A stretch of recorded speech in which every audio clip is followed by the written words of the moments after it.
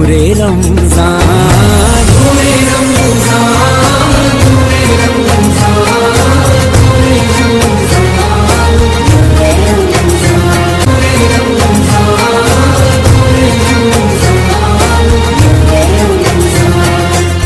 الرحیم خضریہ T V کی خصوصی نشریات نور رمضان میں ساجد عزیز قادری کی طرف سے سب کو السلام علیکم ورحمۃ اللہ وبرکاتہ۔ آج کی اس خصوصی ٹرانسمیشن میں دیکھنے اور سننے والوں کے لیے مرکبت مولا کائنات پیش کروں گا۔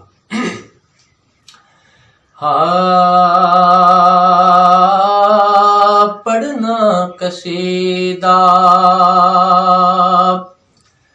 حق دے ولی دا، پڑھنا قصیدہ حق دے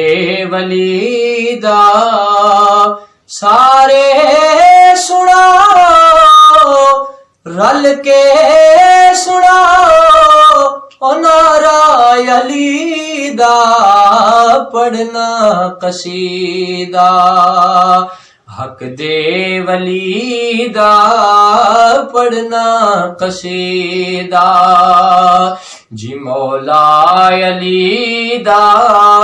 پڑھنا قصیدہ۔ ایک عام والے ایک خاص والے،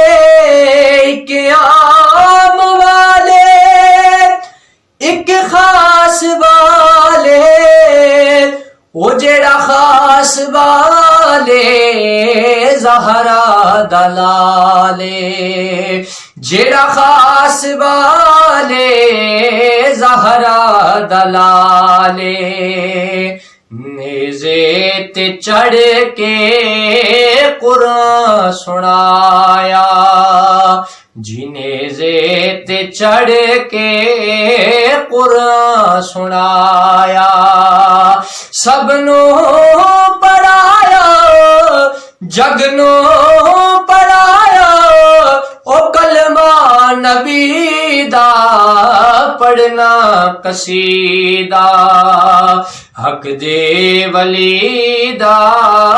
پڑھنا قصیدہ۔ زہرا دا شوہر پیرا دا پیرے، زہرا دا شوہر پیرا دا پیرے، میں کی دسے ماں کتنا امیرے، میں کی دسے ماں کتنا امیرے، تحت الصراطوں عرش اولا تک، تحت الصراطوں عرش اولا تک، سارے دا سارا سارے دا سارا، او رقبہ علی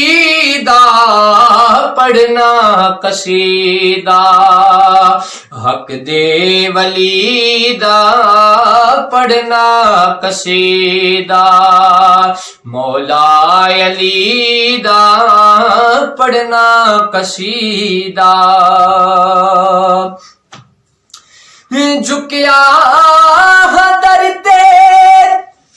بن کے سوالی، عزت ملی ہے جب تو نرالی، عزت ملی ہے اور جب تو نرالی، پہلو کے آکھن میں کو سکندر، پہلو کے آکھن میں کو سکندر، سگہاں مگر میں سگہاں مگر میں علی دی گلی دا، پڑھنا قصیدہ حق دے ولی دا پڑھنا قصیدہ مولا علی دا پڑھنا قصیدہ نور رمضان نور رمضان نور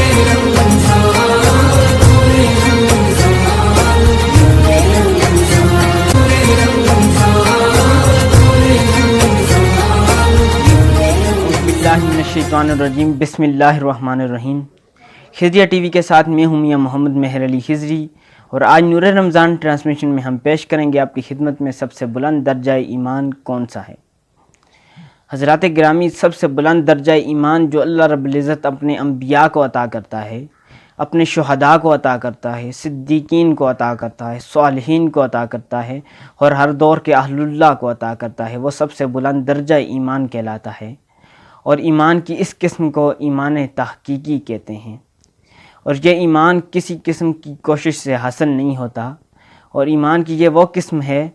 جو کسی قسم کی محنت سے حاصل نہیں ہوتی، بلکہ اللہ رب العزت اپنی شان ربوبیت کی تجلیات انسان کے دل پر وارد فرماتا ہے، اور انسان کا دل اپنی شان عبودیت کے ساتھ ان کیفیات کو، ان تجلیات کو محسوس کرتا ہے اور اپنے اوپر وارد کرتا ہے، تو وہ سب سے بلند درجہ ایمان یعنی ایمان تحقیقی کہلاتا ہے۔